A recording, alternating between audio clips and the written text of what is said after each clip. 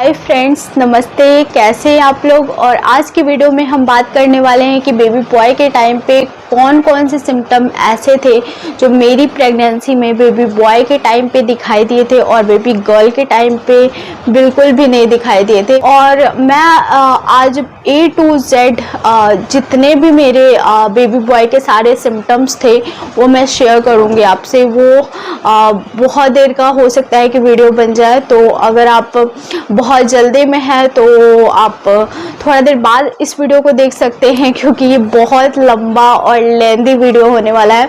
क्योंकि मैं A to Z अपना सिम्टम आपसे मैं शेयर करने वाली हूँ। अभी मुझे नहीं पता है कि कितने सिम्टम्स होंगे, लेकिन शेयर करने के बाद आपको पता चल जाएगा कि कितने सिम्टम्स जो है मेरी प्रेगनेंसी में दिखाई दिए थे। अगर आप मेरे चैनल पे पहली बार विजिट किया, अगर आप मुझे पहली बार देख रहे हैं तो मेक श्योर करें कि मेरे चैनल को सब्सक्राइब कर दे, मेरे वीडियोस को लाइक कर दे। अच्छा लगेगा तो ज़रूर लाइक कीजिएगा, क्योंकि ऐसे इन्फॉर्मेटिव वीडियो मैं अपने चैनल पर लेकर आती हूँ और ऐसे ही जानकारी में अपना एक्सपीरियंस इस चैनल पर और अपने वीडियो के माध्यम से मैं शेयर करती हूँ। मुझे पहली बार देख रहे हैं तो मेक श्योर करिएगा कि सब्सक्राइब कर लीजिएगा। तो चलिए फिर बिना देरी के वीडियो स्टार्ट करते हैं। तो फ्रेंड्स, सबसे पहले बात करेंगे कि मेरे प्रेगनेंसी में कौन कौन से ऐसे सिम्टम्स थे जो बेबी बॉय वाले मैच किए थे और बेबी गर्ल के टाइम पे नहीं किए थे। तो सबसे पहला जो चीज़ है मैं आपसे बताऊंगी कि ज़रूरी नहीं है कि अगर आपने बेबी बॉय कंसीव किया है तभी आपको ये सारे सिम्टम्स देखे। अगर आपने बेबी गर्ल भी कंसीव किया है तभी भी ये सारे सिम्टम्स आपको दिख सकते हैं। तो आप बिल्कुल श्योर मत होइएगा मेरा वीडियोस देखकर कि हाँ मुझे बॉय ही होगा या फिर मुझे गर्ल ही होगा, क्योंकि मैं गर्ल वाले सिम्टम्स भी आज आपसे शेयर करने वाली हूँ। अगर आप मेरे चैनल पे पहली बार आए हैं तो मैं आपको बता दूँ कि मेरा जो फर्स्ट प्रेगनेंसी था वो बेबी गर्ल का था और सेकेंड प्रेगनेंसी मेरा बेबी बॉय का रहा है। सबसे पहले बात करते हैं कि बेबी बॉय के टाइम पे बोला जाता है कि आपके जो पेट है बहुत ज़्यादा बड़ा निकलता है, बेबी गर्ल के टाइम पे आपका पेट छोटा निकलता है। तो मेरी प्रेगनेंसी में मेरे बेबी गर्ल के टाइम पे छोटा पेट निकला था और बेबी बॉय के टाइम पे मेरा बड़ा पेट निकला था, क्योंकि उस टाइम पे मेरा फर्स्ट प्रेगनेंसी था और बच्चे का वेट कम था, इसलिए मेरा पेट उस समय छोटा निकला था। और शायद बेबी गर्ल थी इसलिए भी हो सकता है कि मेरा पेट उस टाइम पे छोटा निकला हो। और बेबी बॉय के टाइम पे बोला जाता है कि पेट बड़ा निकलता है, तो मेरा भी पेट बेबी बॉय के टाइम पे बड़ा निकला था। अगर आपका पेट बड़ा है या फिर छोटा है तो आप उससे अंदाज़ा लगा सकते हैं कि आपको क्या होने वाला है। और एक तरह से भी बहुत लोग बोलते हैं कि हाँ बेबी बॉय और बेबी गर्ल के सिम्टम्स होते हैं। बहुत लोगों के केस में क्या होता है कि ये लाइन बनता ही नहीं है, लेकिन बहुत किसी के केस में ये लाइन बनता है और बहुत लेडीज़ में ये बनता है। बहुत कम लेडीज़ ऐसी होती हैं जिनके प्रेगनेंसी में नहीं बनता है ये लाइन। तो अगर आपकी ये लाइन बनी है और बहुत ज़्यादा डार्क और बहुत ज़्यादा काली सीधी लाइन है तो आप इससे जान सकते हैं कि आपको बेबी बॉय होने वाला है, बोला जाता है। और बहुत सारे लेडीज़ में ये सही भी होता है। और अगर आपका वो लाइन नीचे से अगर टेढ़ा है, नाभि के नीचे से, या फिर लाइट कलर का है, तो कहा जाता है बेबी गर्ल होने वाली है। तो मुझे लगता था कि दोनों में मेरा हल्का नाभि से टेढ़ा था और लास्ट में जाते जाते बेबी गर्ल वाला बहुत ज़्यादा लाइट था और बेबी बॉय वाला मेरा डार्क था। तो ये डिफरेंट था दोनों में, लेकिन लाइन मेरा नाभि के नीचे से दोनों में थोड़ा थोड़ा टेढ़ा था। और इवन मुझे बेबी गर्ल के टाइम पे ज़्यादा सीधा लाइन समझ आता था। तो ये चीज़ मेरी प्रेगनेंसी में गलत साबित हुई थी। अगर आपकी प्रेगनेंसी में ये मैच कर रहा है कि आपका बिल्कुल काला और सीधा लाइन है या फिर आपका लाइट और नाभि के नीचे से थोड़ा सा टेढ़ा है, तो आप अंदाज़ा लगा सकते हैं कि आपको क्या होने वाला है। नेक्स्ट जो से बात करते हैं, थर्ड टिप्स जो मैं आपसे शेयर करने वाली हूँ वो पेट में आपके दर्द रहता है स्टार्टिंग से ही।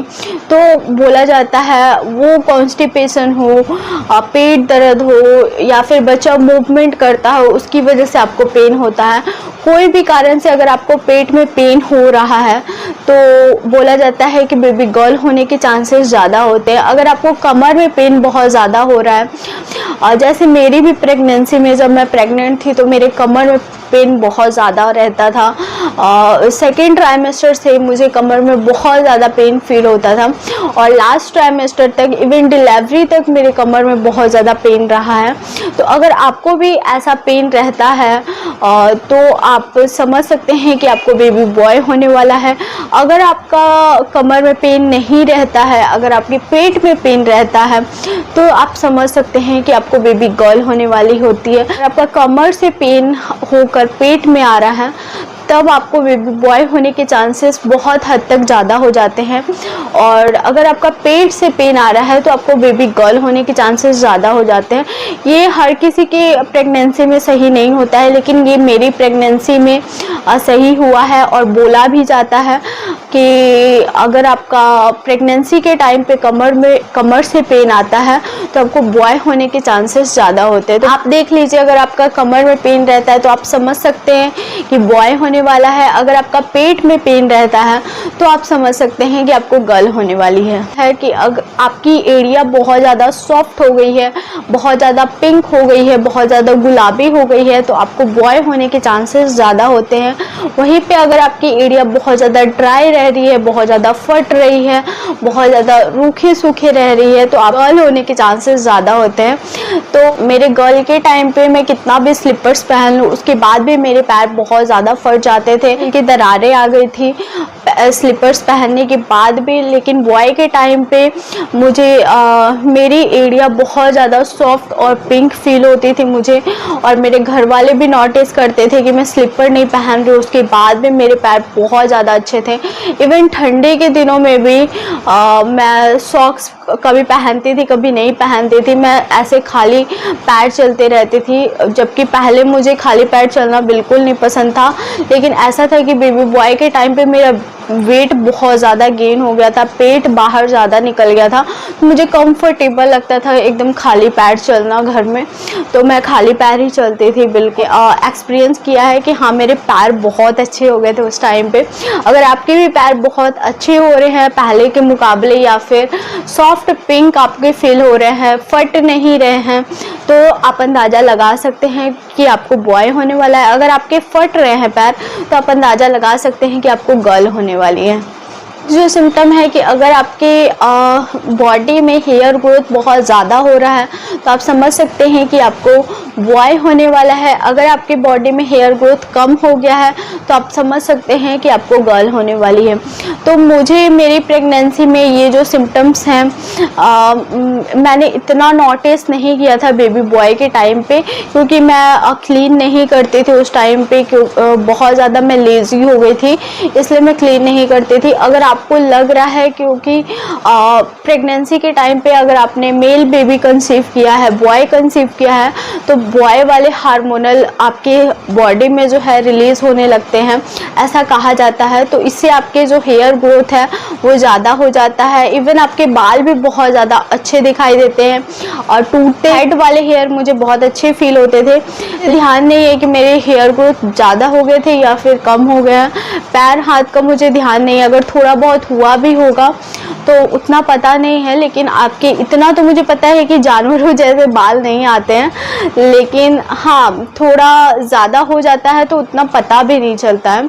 नेक्स्ट बात करते हैं कि अगर आपने बेबी बॉय कंसीव किया है तो आपके फेस काला पड़ने लगेगा, कील मुहासे होने लगेंगे, आपका फेस एक होता है फुंसी जैसा जिसको बोलते हैं, आप लोग क्या बोलते हैं पता नहीं, लेकिन उसको अइला बोलते हैं हम लोगों के लैंग्वेज में यहाँ पे। तो वो निकलने लगता है, गर्दन पे निकलने लगेगा आपका, और आपकी गर्दन काली होने लगेगी, आपका जो कलर है वो डाउन हो जाएगा। तो अगर आपके साथ ये सारी चीज़ें हो रही है तो आप समझ सकते हैं कि आपने बॉय कंसीव किया है, क्योंकि कहा जाता है कि बॉय होने से आपका जो सुंदरता है वो कहीं खो जाता है। तो अगर मैं अपना एक्सपीरियंस शेयर करूँ तो मुझे स्टार्टिंग में बहुत ज़्यादा मेरे फेस पर ग्लो आ गया था, मेरा फेस बहुत ज़्यादा चमक रहा था, बहुत ज़्यादा ग्लो फील होता था मुझे अपनी प्रेगनेंसी में बेबी बॉय के टाइम पे। और सेकेंड ट्राइमेस्टर तक ग्लो था मेरे चेहरे पे, लेकिन जैसे ही मैं थर्ड ट्राइमेस्टर में इनकी 7-8 मंथ में मेरा ग्लो एकदम से गायब हो गया था। अब बिल्कुल चेहरा काला पड़ने लगा था, आंखें अंदर जाने लगी थी और गर्दन तो मेरी शुरू से काली हो रही थी सेकंड ट्राइमेस्टर से। तो ये सारी चीज़ें जो है मैंने फेस किया हुआ है लास्ट ट्राइमेस्टर में। आपका फर्स्ट सेकंड ट्राइमेस्टर में आपको इतना पता नहीं चलेगा, लेकिन लास्ट ट्राइमेस्टर में ये चीज़ें बहुत ज़्यादा बढ़ने लगती है। आपकी डिलीवरी होने के बाद ये सारी चीज़ें जो है नॉर्मल हो जाती है, तो आपको टेंशन लेने की ज़रूरत नहीं है। कहा जाता है कि बेबी गर्ल के टाइम पे स्वेलिंग होती है और बेबी बॉय के टाइम पे स्वेलिंग नहीं होती है। तो हाँ, और ये चीज़ें मैंने देखा है कि अपने आस पड़ोस में भी देखा है जिन्होंने बेबी गर्ल को कंसीव किया है। तो एक लेडीज़ की 3-3 लड़की मेरे अगल बगल में ही है वो, और उसने बेबी गर्ल को 3 बार कंसीव किया था। तीनों बार उसके हाथ पैर जो है स्वेल कर गए थे। हर किसी में नहीं होता है, लेकिन किसी किसी में ये चीज़ें जो है सही साबित होती है। किसी किसी को बॉय के टाइम पे भी स्वेलिंग होता है, लेकिन मुझे भी गर्ल के टाइम पे स्वेलिंग हुआ था। मेरा पूरा बॉडी स्वेल कर गया था। वो बीपी की वजह से हो सकता है, क्योंकि मेरा बीपी बहुत ज़्यादा हाई रहता था उस टाइम पे, और स्टार्टिंग से ही बेबी गर्ल वाले टाइम पे हाई रहता था। तो कारण वो भी हो सकता है कि मेरा बॉडी स्वेल कर गया था और मैं घंटों खड़ी रहती थी, घंटों काम करती थी। तो ये कारण भी हो सकता है कि मेरा बॉडी जो है स्वेल कर गया था। जितना मैं बेबी बॉय के टाइम पे अपना ध्यान दी हूँ, उतना मैं बेबी गर्ल के टाइम पे नहीं दी हूँ, क्योंकि वो मेरी फर्स्ट प्रेगनेंसी थी। तो उतना दिमाग में भी नहीं रहता है, और ये भी रहता है कि हाँ प्रेगनेंसी है, हो जाएगी, बस 9 मंथ की जर्नी है, वो कट जाएगी। लेकिन आपको ध्यान देना पड़ता है। अगर आप ध्यान नहीं दे रहे हैं तो आप मेक श्योर करिए कि आप अपना ध्यान रखिए प्रेगनेंसी के दौरान। स्पेशली अगर आपके फैमिली मेम्बर आपका ध्यान नहीं रख रहे हैं तो आपको खुद को अपना ध्यान रखना चाहिए। यही था कि हाँ, मुझे बेबी बॉय के टाइम पे स्वेलिंग बिल्कुल नहीं हुआ था और बेबी गर्ल के टाइम पे हुआ था मुझे। तो नेक्स्ट बात करते हैं हैंड्स की। आपके अगर हैंड्स बहुत ज़्यादा ड्राई हो गए हैं तो आपको बॉय होने का चांसेस ज़्यादा होता है, और कहा भी जाता है हैंड्स ड्राई होता है तो बेबी बॉय होता है, और हैंड्स पहले जैसा है वैसा ही रहता है प्रेगनेंसी में भी, तो आपको गर्ल होने के चांसेस ज़्यादा होते हैं। तो मेरी प्रेगनेंसी में गर्ल के टाइम पे नॉर्मल हैंड थे मेरे, लेकिन बॉय के टाइम पे बहुत ज़्यादा ड्राई फील होते थे मुझे मेरे हैंड्स। तो अगर आपके भी हाथ ड्राई हो रहे हैं, ड्राई फील हो रहे हैं, बिल्कुल सॉफ्ट फील नहीं हो रहे हैं, बिल्कुल पहले जैसे नहीं लग रहे हैं, तो आप अंदाज़ा लगा सकते हैं कि आपको गर्ल होने वाली। नेक्स्ट बात करते हैं कि वीडियो वैसे बहुत ज़्यादा लंबी होते जा रही है, लेकिन आप कोशिश कीजिएगा कि आप चाय कॉफ़ी कुछ भी लेकर बैठ जाइए, क्योंकि मैं इस वीडियो में सारी चीज़ें कवर करने वाली हूँ A to Z। तो सॉरी, ये वीडियो बहुत ज़्यादा लंबा हो जाएगा। मैं कोशिश करूँगी बहुत ज़्यादा काट के जो एक्स्ट्रा पार्ट होगा उसको मैं कट कर दूँगी, लेकिन वीडियो बहुत लंबा हो रहा है। करते हैं कि अगर आपको भूख बहुत ज़्यादा लगती है, स्टार्टिंग से ही आपको भूख बहुत ज़्यादा लगती है, तो कहा जाता है बॉय होता है, और अगर आपको भूख बहुत कम लगती है तो आपको गर्ल होने वाली है। तो मेरे बेबी गर्ल के टाइम पे भी मुझे भूख लगता था और बॉय के टाइम पे भी लगता था, लेकिन बेबी गर्ल में ये अंतर था कि भूख लगता था और मैं एक साथ बहुत सारा खाना खा लेती थी, और बॉय के टाइम पे ऐसा था कि मुझे बहुत सारा खाना खाने को मन नहीं करता था, लेकिन ये था कि मुझे जो चीज़ मैं टीवी या फिर यूट्यूब में कहीं भी देख लूँ, बस मुझे उसी टाइम पे वो चाहिए होता था और मुझे खाना था। तो ऐसा वाला मतलब सीन हो गया था कि जो चीज़ मैं देख लूँ या फिर जो चीज़ मेरे दिमाग में आ जाए कि अच्छा मेरे को समोसा खाना है या फिर चाउमीन खाना है, पास्ता खाना है, कुछ भी मेरे दिमाग में आ गया तो मुझे चाहिए होता है, और जब तक मैं नहीं खाऊँ उसको तो मेरी क्रेविंग ऐसे ऊपर नीचे होते रहेगी कि हाँ मुझे खाना है, और मैं खा ही के शांत होती थी। और अभी मुझे कुछ खाने को मन करता है तो 10 मिनट बाद मुझे कुछ खाने को मन करता था। तो बॉय के टाइम पे ऐसा होता था। ऐसा नहीं होता है कि बहुत ज़्यादा आप खाते हैं, लेकिन ये होता है कि क्रेविंग बहुत ज़्यादा होता है बॉय के टाइम पे। मेरे साथ भी मुझे क्रेविंग बहुत ज़्यादा होता था बॉय के टाइम पे, और गर्ल के टाइम पे उतना क्रेविंग नहीं होता था। भूख लगता था उसमें भी और इसमें भी जैसा कि मैंने बताया दोनों में मुझे भूख लगा है, लेकिन क्रेविंग बहुत ज़्यादा मुझे बॉय के टाइम पे हुई है और गर्ल के टाइम पे क्रेविंग होती थी लेकिन उतनी नहीं होती थी। और मुझे गर्ल के टाइम पे शुरू से ही मीठा खाने को मन करता था और बॉय के टाइम पे मुझे लास्ट में मीठा खाने को मन करता था। उसमें मीठा खाने को मन करता था लेकिन स्टार्टिंग से मुझे तीखा, चटपटा, छोले भटूरे ये सब खाने का बहुत ज़्यादा मन करता था। तो ये वही था, क्रेविंग था मुझे, कभी कुछ मुझे खाना ही रहता था। और अच्छा था कि बाबू जब आया था तो लॉकडाउन नहीं था, नहीं तो पता नहीं मेरी क्रेविंग कैसे शांत होती, क्योंकि सब चीज़ फिर घर पे ही बनाना पड़ता। तो अब उतना वैसा तो बॉडी था नहीं कि बार बार क्रेविंग हो रही है, बार बार आप बनाओ, तो फिर क्रेविंग भी अपने आप शांत हो जाती है कि नहीं बनाना है।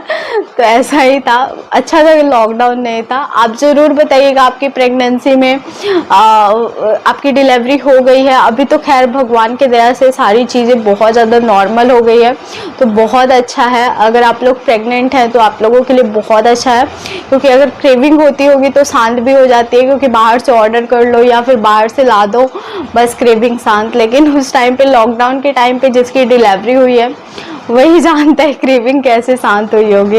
आई होप आपको आज की वीडियो बहुत ज़्यादा पसंद आई होगी। अगर हाँ तो मेरे वीडियो को थम्स अप ज़रूर दीजिएगा, सब्सक्राइब कीजिए नीरू ब्यूटीफुल कॉर्नर को और भी अच्छे और इंटरेस्टिंग वीडियो के लिए। मुझे इंस्टाग्राम पे ज़रूर फॉलो कीजिए, वहाँ पे मैं रील्स और fashion photos, life update share करती हूँ, तो आपको बहुत ज़्यादा मज़ा आएगा। तो चलिए फिर मिलते हैं एक नए और इंटरेस्टिंग वीडियो के साथ, तब तक के लिए बाय फ्रेंड्स, लव यू।